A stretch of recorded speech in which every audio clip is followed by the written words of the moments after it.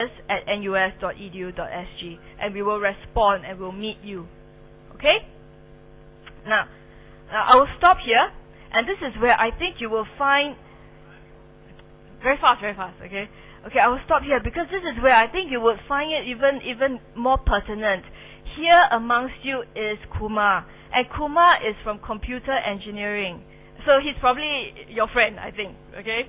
Alright, and he is here to share with you on his early job search strategies, what he has done, and how he has successfully got an internship already, even at this point, okay, because he's graduating in December.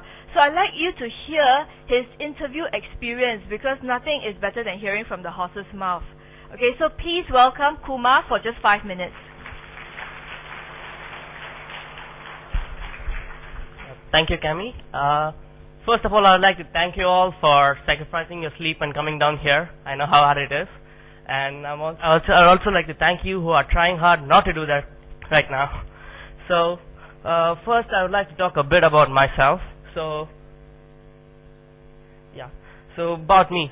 So first, I would like to say I'm just an average NUS student, and just like any other average NUS students, I Facebook a lot. And it reaches its peak, especially during the reading week. So we all know how it is. So about a while ago, my Facebook status was this. So I'm basically from computer engineering, and this was my Facebook status like about, say, 1 month back. And about like 2 to 3 days back, this was my status. So I got an offer from both UBS and Bank of America to attend the summer internship program.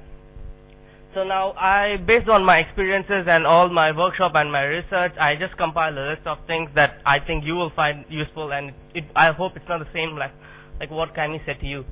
So I just like to go through it a bit.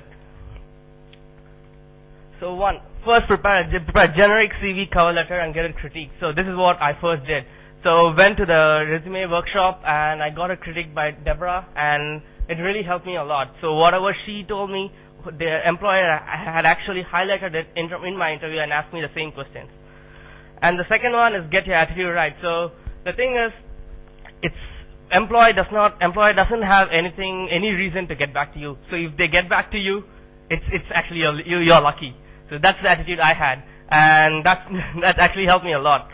So the next thing is I increased my odds. So I gave my resume to almost everyone I saw all my relatives, every part of the world. So it was like I was giving out my resume like flyers. So increase your odds. So if they get back to you, you're really lucky. So, and I applied to almost 44 companies, and almost 3 got back to me. So those are the odds. So the research. So as soon as they get back to you, I went on to the About Us section and went to Wikipedia and did something. Even though professors don't hate Wikipedia, I just love Wikipedia to find more about anything, you know. So the next one is, so the communication element. Just like Cami said right now, I would encourage you to go to the communication workshop, because when I went for the interview, they did not ask for my transcripts. They haven't had my transcripts till now. They just look for how you communicate, your attitude, everything is based on what you do during the interview for me until now. So this is one thing I would like to talk about. So don't get taken aback if you get something like this, you know. In my phone interview, I got a call from Merrill Lynch. So when I got them, they gave me a puzzle to solve over the phone. You know how long it will take for you to solve the puzzles. Like, they gave me a question, and you cannot pause for a long time, you know. You cannot say for more than 30 seconds. You need to solve it. So that's a really so they want to check you how you act during the stressful situations and so on. And silent review. This is something extremely new. When I went for the interview, I just went there and sat down, and the employer asked no questions to me. He was just looking at me, humming, and reading at my paper and giving eye contact every 10 seconds. And this went on for about 3 minutes. So then I was like, okay. So, and then I started talking. So when I started talking, he was like giving me feedback like, yeah, okay, you're not nervous. You're sitting. Your hands are in a good position. You're making eye contact. You're not looking at my eyes directly, but you're looking at my nose. You know, and so and so. So he was giving me. Employees are finding newer and newer strategy to assess you. and this is something you really need to, look into it. So you should not be completely taken aback when they do something just to you.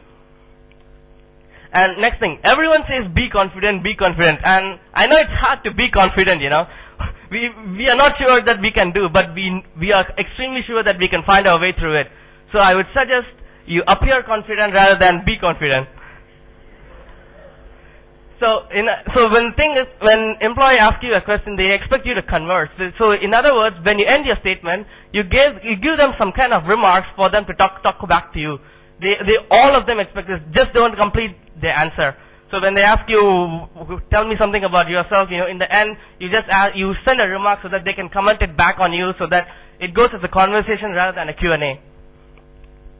So before I take a lot of your time, I would like to just quote my sources.